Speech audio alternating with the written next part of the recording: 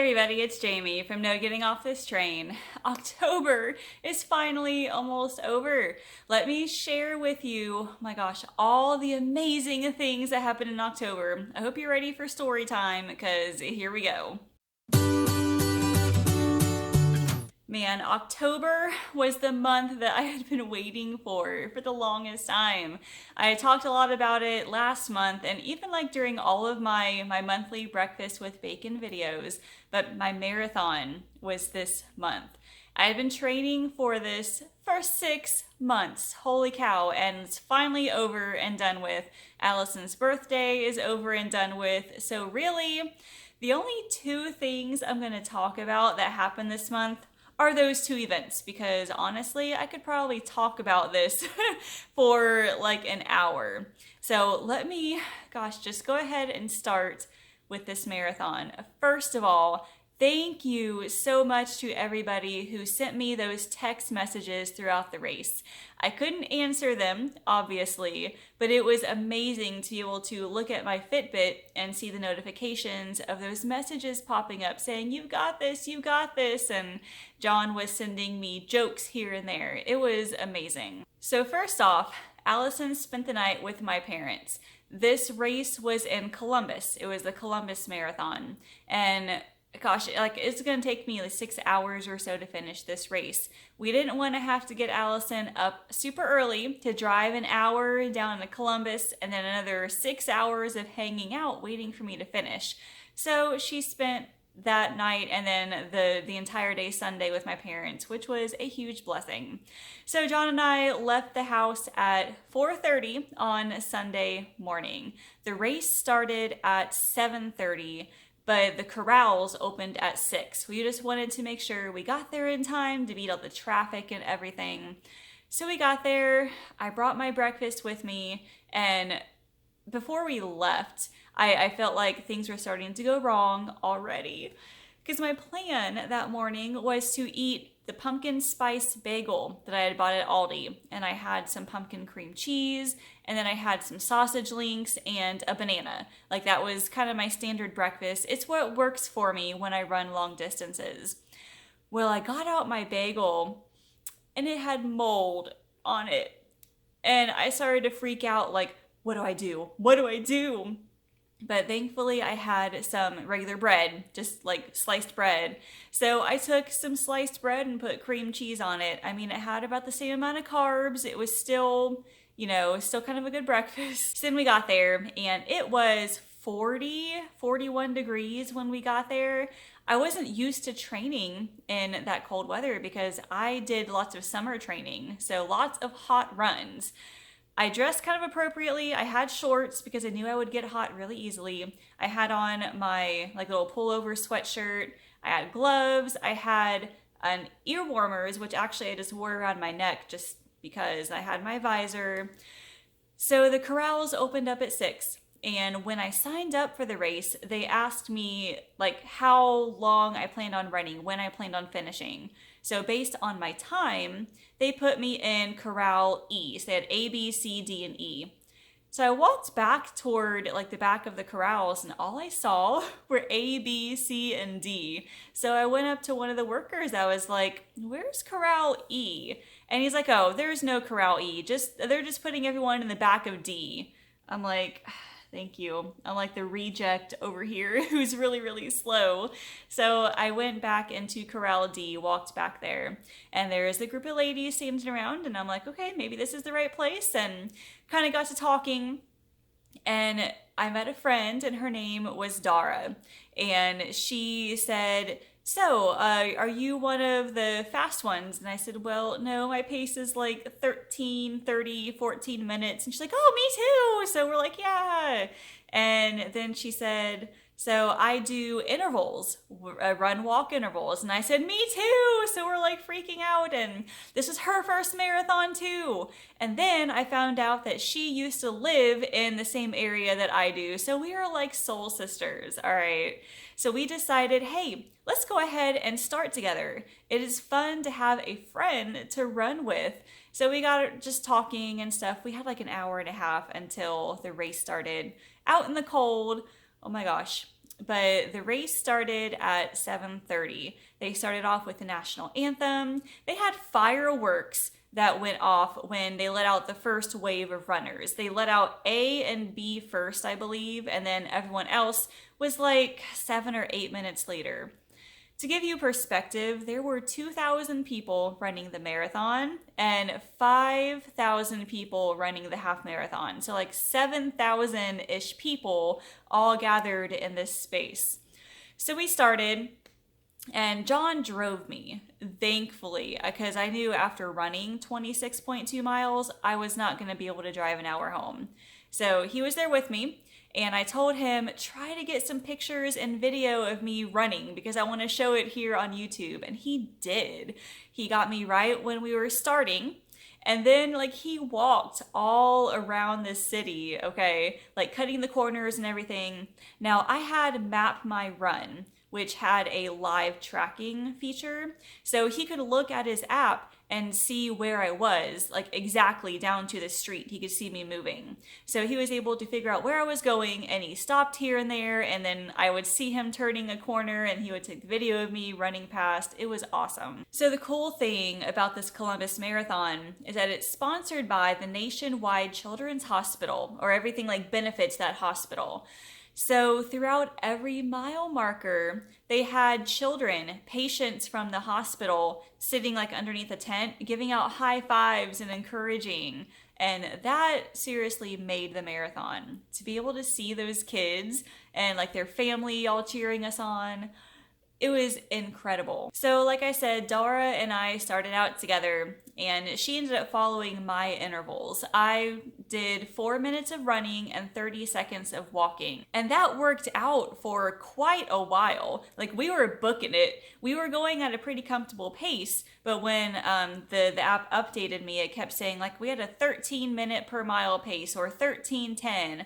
I'm like, this is amazing. We're actually gonna do it.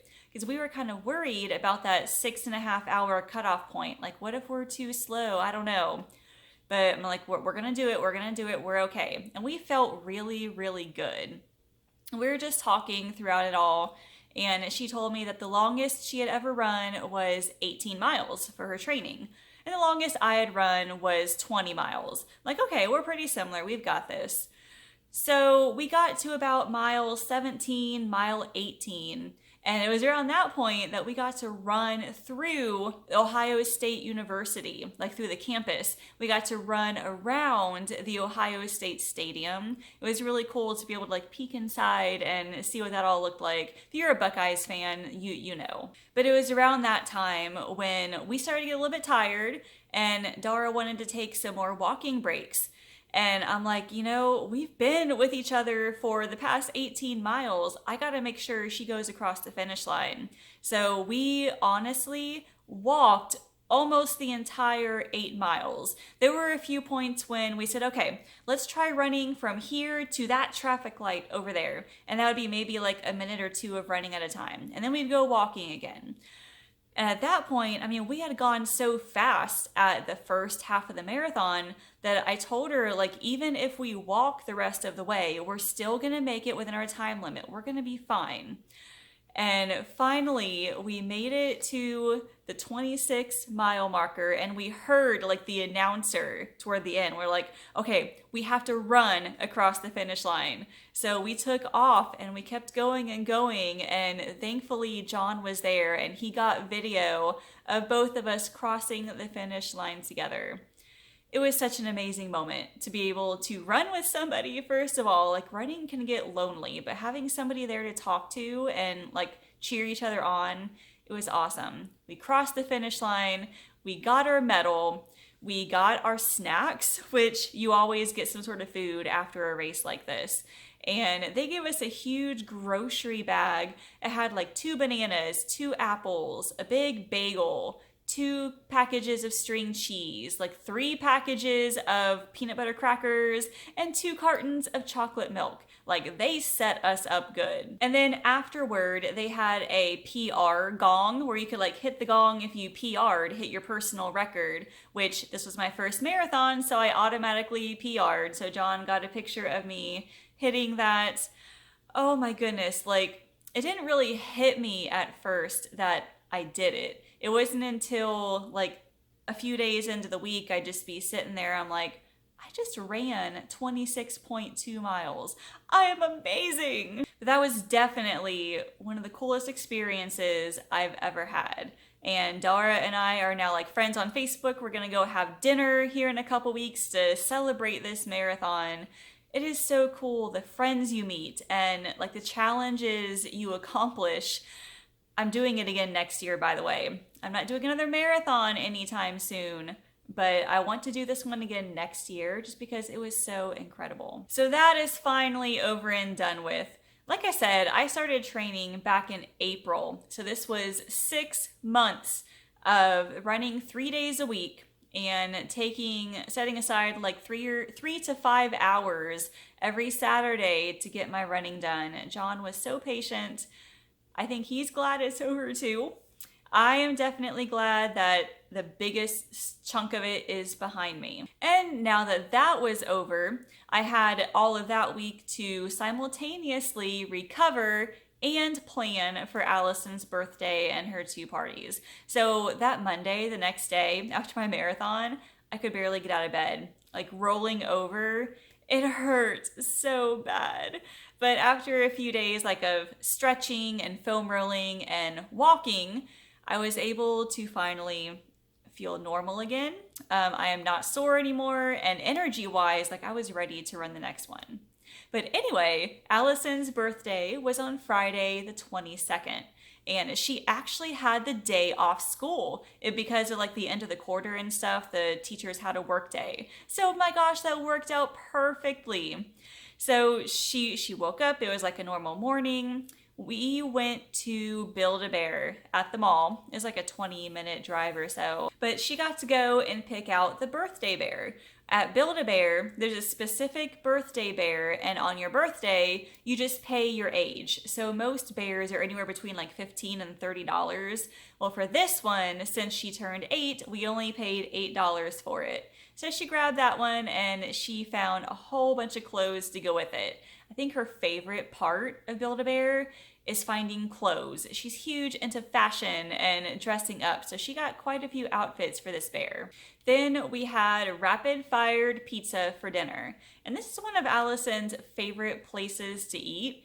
And it's really weird because the only thing that she will eat like there is like plain crust and cheese, no sauce or anything. So if you don't know what rapid fired pizza is, think Chipotle, only with pizza. So you start off with either a thick crust or a thin crust. You get to choose your type of sauce, your cheese, all of your toppings, and they bake it in their oven for like 3 minutes and it's done.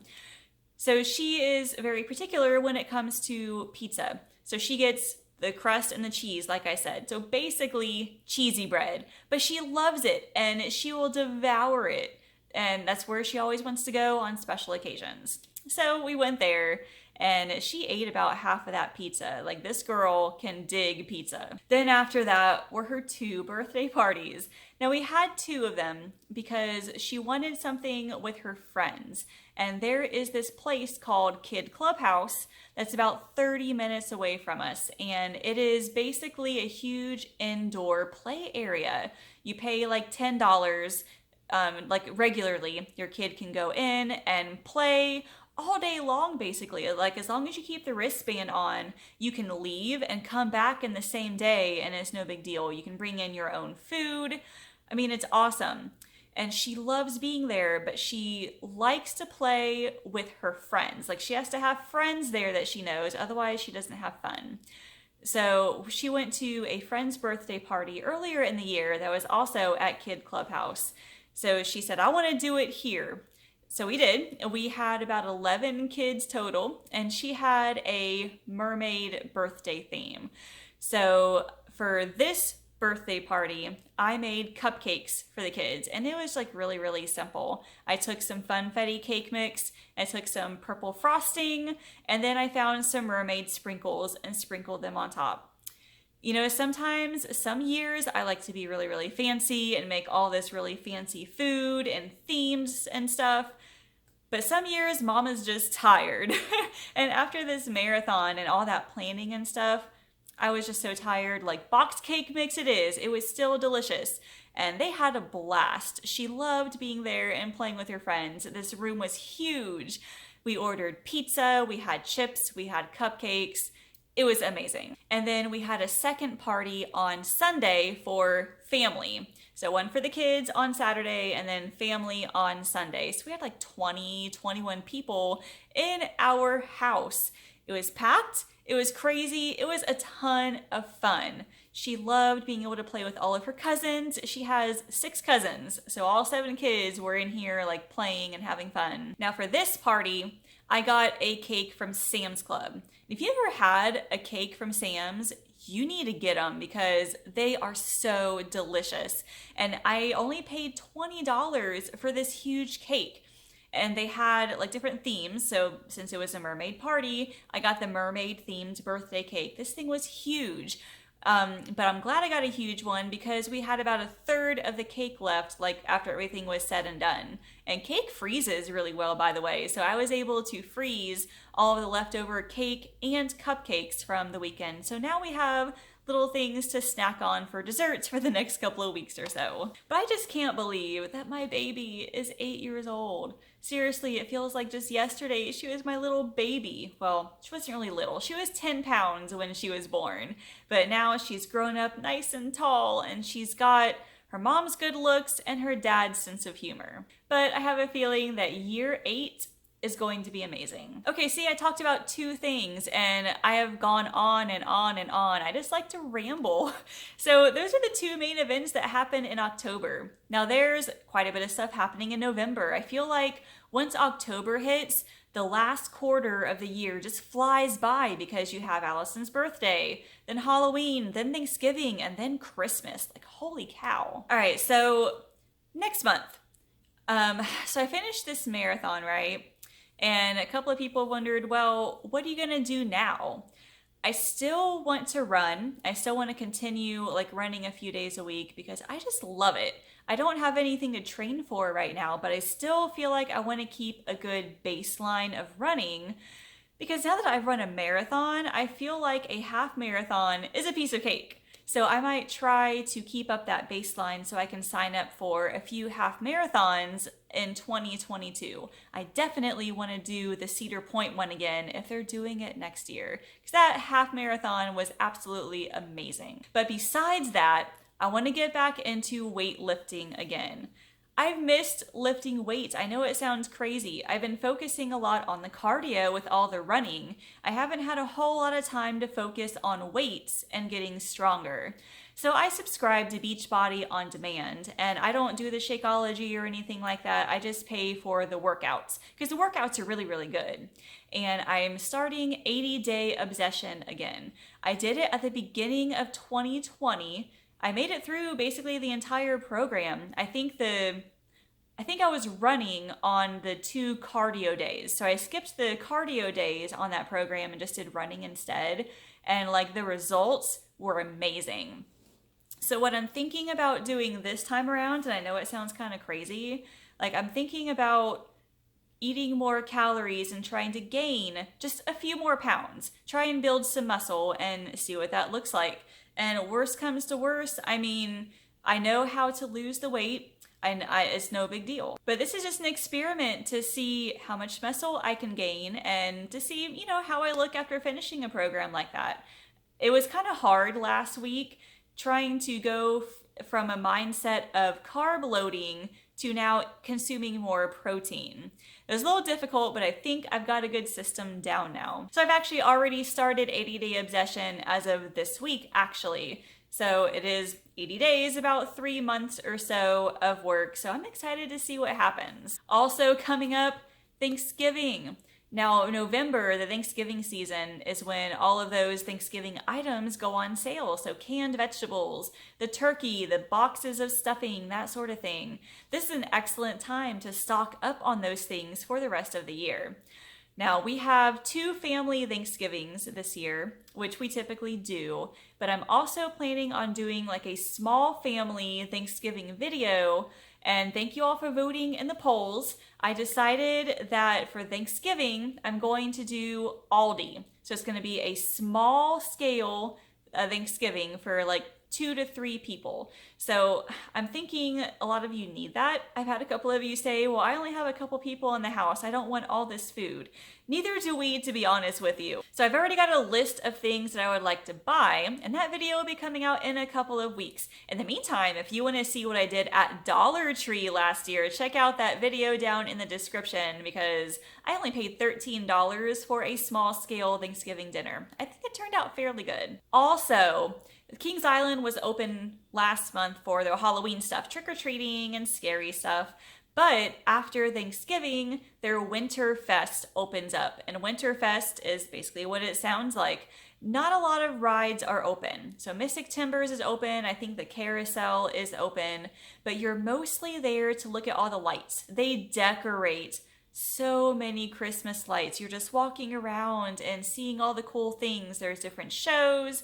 There's like specialty hot chocolates and food. So we're gonna go at least once or twice this season to go see all the lights. And lastly, I am going to be doing a Vlogmas in December. Apparently it's a popular thing, and I didn't do it, or I haven't done it before. I've done other things with like my 4 weeks to fill your freezer series and just like a bunch of different recipes that I challenged myself to do a video a day for a whole month or something. So Vlogmas is going to be 25 days from December 1st until Christmas of just, I don't know, lots of Christmas things. So I'll show like decorating the house for Christmas and doing some freezer meal sessions, going out and looking at Christmas lights, showing you how I wrap my presents, that sort of thing. So hopefully that'll be interesting to see. So I think I've rambled on quite enough for one day. Leave me a comment and tell me, what is one cool thing that happened in October for you? Or what is one thing you're looking forward to in November? I am super excited to see what happens next month. If you have not subscribed yet, go ahead and do so right now and like this video and ring that bell. That way you'll be notified when more videos like this come out, as well as my other grocery hauls, recipes, and meal planning tips. Thank you all so much for watching. I will see you later. Did you know I offer one-on-one nutrition coaching? Whether your goal is to lose weight, eat healthier, or just want to know how to get started, I can help. You can schedule a free weight loss discovery call by using the link in the description. Thanks for watching, and I can't wait to chat with you.